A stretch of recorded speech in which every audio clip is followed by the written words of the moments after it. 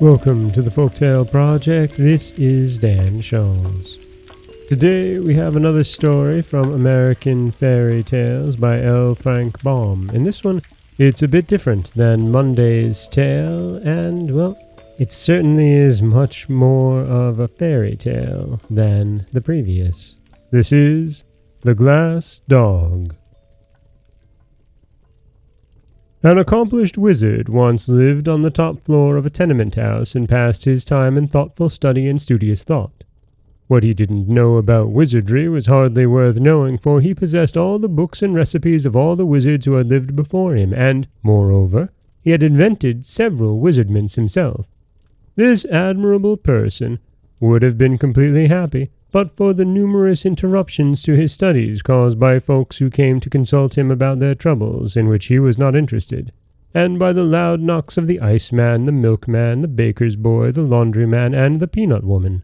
He never dealt with any of these people, but they rapped at his door every day to see him about this or that, or to try to sell him their wares. Just when he was most deeply interested in his books or engaged in watching the bubbling of a cauldron, there would come a knock at his door, and, after sending the intruder away, he always found he had lost his train of thought or ruined his compound. At length these interruptions aroused his anger, and he decided he must have a dog to keep people away from his door. He didn't know where to find a dog, but in the next room lived a poor glassblower with whom he had a slight acquaintance, so he went into the man's apartment and asked, "Where can I find a dog?" "What sort of dog?" inquired the glassblower. "A good dog. One that will bark at people and drive them away. One that will be no trouble to keep and won't expect to be fed. One that has no fleas and is neat in his habits. One that will obey me when I speak to him. In short, a good dog," said the wizard. "Such a dog is hard to find," returned the glassblower, who was busy making a blue glass flower pot with a pink glass rose bush in it, having green grass leaves and yellow grass roses. The wizard watched him thoughtfully. "Why cannot you blow me a dog out of glass?" he asked presently. "I can," declared the glassblower, "but it would not bark at people, you know." "Oh, I'll fix that easily enough," replied the other. "If I could not make a glass dog bark, I would be a mighty poor wizard." "Very well. If you can use a glass dog, I'll be pleased to blow one for you, only you must pay for my work." "Certainly," agreed the wizard, "but I have none of that horrid stuff you call money. You must take some of my wares in exchange." The glassblower considered the matter for a moment. "Could you give me something to cure my rheumatism?" he asked. "Oh, yes, easily." "Then it's a bargain. I'll start the dog at once. What color of glass shall I use?" "Pink is a pretty color," said the wizard. "And it's unusual for a dog, isn't it?" "Very," answered the glassblower, "but it shall be pink." So the wizard went back to his studies, and the glassblower began to make the dog. Next morning he entered the wizard's room and the glass dog under his arm and set it carefully upon the table. It was a beautiful pink in color, with a fine coat of spun glass, and about its neck was twisted a blue glass ribbon. Its eyes were specks of black glass that sparkled intelligently, as do many of the glass eyes worn by men. The wizard expressed himself pleased with the glassblower's skill, and at once handed him a small vial. "This will cure your rheumatism," he said. "But the vial is empty," protested the glassblower. "Oh, no, there is one drop of liquid in it," was the wizard's reply. "Will one drop cure my rheumatism?" inquired the glassblower in wonder. "Most certainly. That is a marvelous remedy. One drop contained in the vial will cure instantly any kind of disease ever known to humanity. Therefore it is especially good for rheumatism. But guard it well, for it is the only drop of its kind in the world, and I've forgotten the recipe." "Thank you," said the glassblower, and went back to his room. Then the wizard cast a wizzy spell and mumbled several very learned words in the wizardese language over the glass dog, whereupon the little animal first wagged its tail from side to side, then winked his left eye knowingly, and at last began barking in a most frightful manner. That is, when you stop to consider the noise came from a pink glass dog. There is something almost astonishing in the magic arts of wizards, unless, of course, you know how to do the things yourself, when you are not expected to be surprised at them. The wizard was as delighted as a schoolteacher at the success of the spell, although he was not astonished.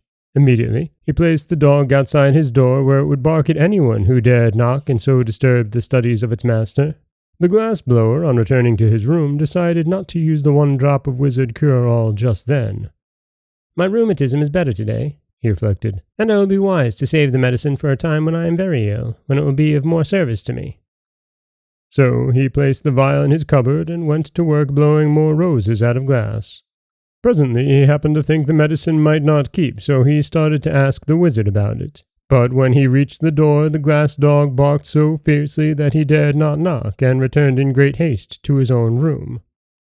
Indeed, the poor man was quite upset at so unfriendly a reception from the dog he had himself so carefully and skillfully made. The next morning, as he read his newspaper, he noticed an article stating that the beautiful Miss Midas, the richest young lady in town, was very ill, and the doctors had given up hope of her recovery. The glass-blower, although miserably poor, hard-working, and homely of feature, was a man of ideas. He suddenly recollected his precious medicine, and determined to use it to better advantage than relieving of his own ills. He dressed himself in his best clothes, brushed his hair and combed his whiskers, washed his hands and tied his necktie, blackened his shoes and sponged his vest, and then put the vial of magic cure-all in his pocket. Next, he locked his door, went downstairs, and walked through the streets to the grand mansion where the wealthy Miss Midas resided. The butler opened the door and said, "No soap, no chromos, no vegetables, no hair oil, no books, no baking powder. My young lady is dying, and we're well supplied for the funeral." The glass-blower was grieved at being taken for a peddler. "My friend," he began proudly, but the butler interrupted him, saying, "No tombstones either. There's a family graveyard and the monument's built." "The graveyard won't be needed if you'll permit me to speak," said the glass-blower. "No doctors, sir. They've given up my young lady, and she's given up the doctors," continued the butler calmly. "I'm no doctor," returned the glass-blower. "Nor are the others. But what is your errand?" "I called to cure your young lady by means of a magical compound." "Step in, please, and take a seat in the hall. I'll speak to the housekeeper," said the butler, more politely. So he spoke to the housekeeper, and the housekeeper mentioned the matter to the steward, and the steward consulted the chef, and the chef kissed the lady's maid and sent her to see the stranger.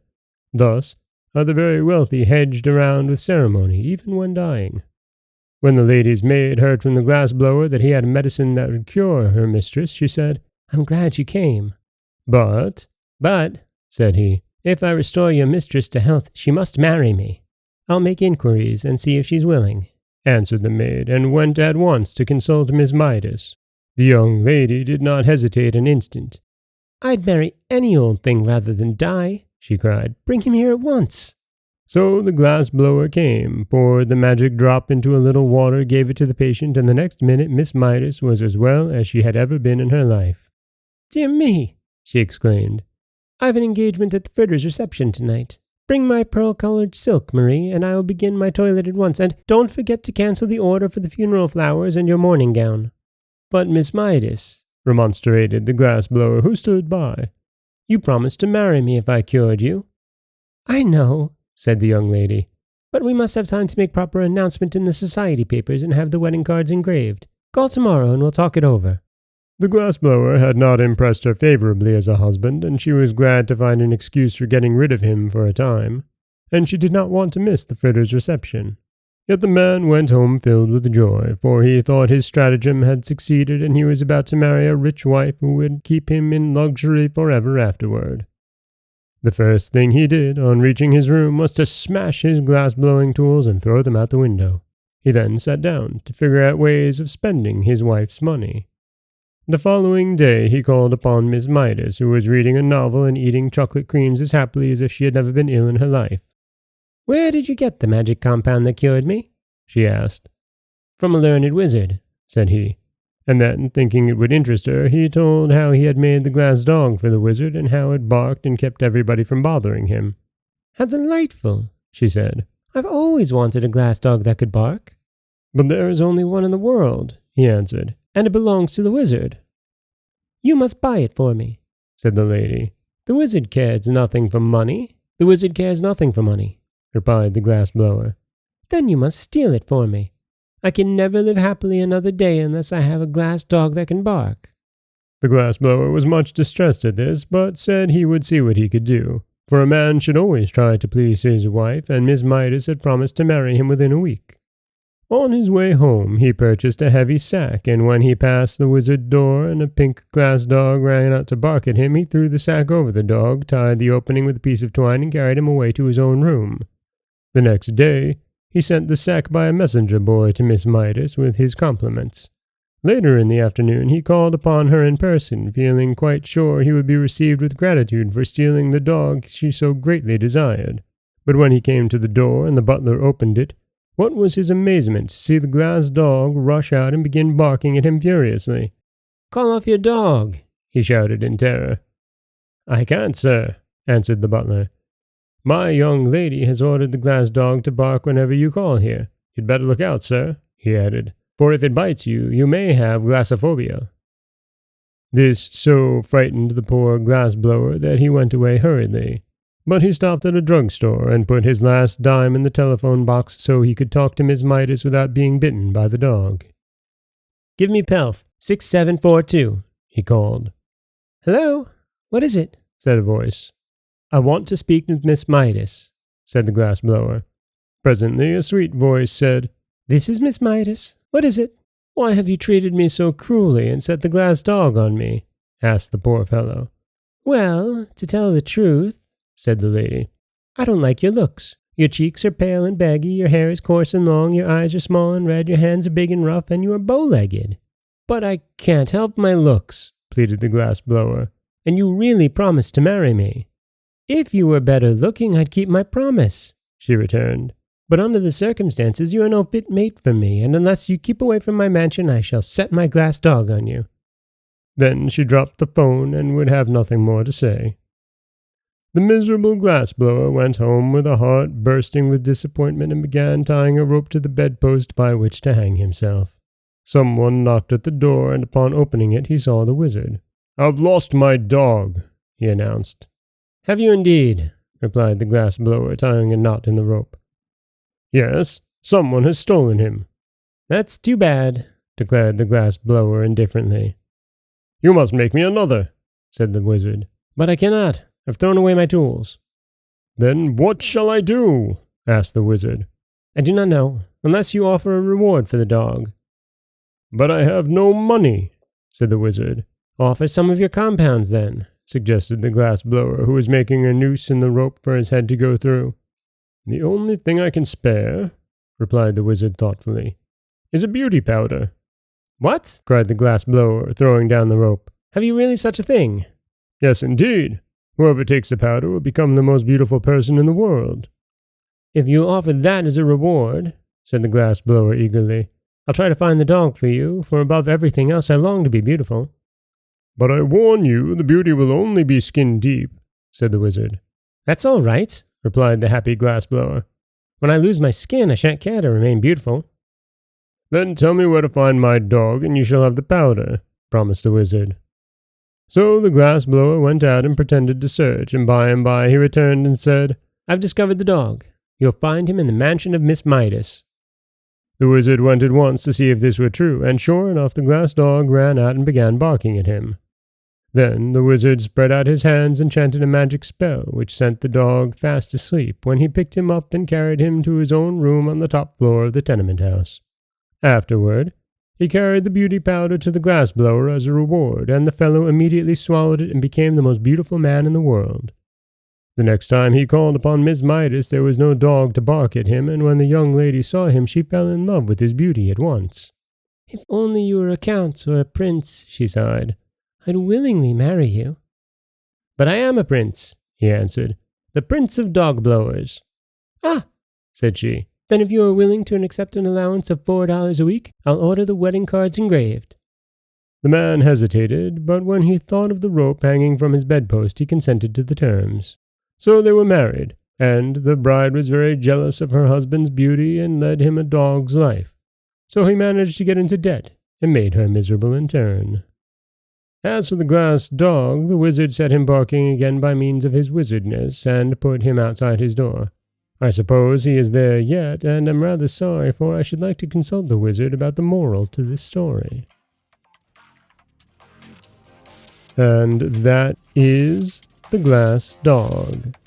Another tale from L. Frank Baum, and, for a man who wrote so much about the Wizard of Oz and all of the other wizards, it's not a terribly surprising story, but it is an interesting tale, isn't it?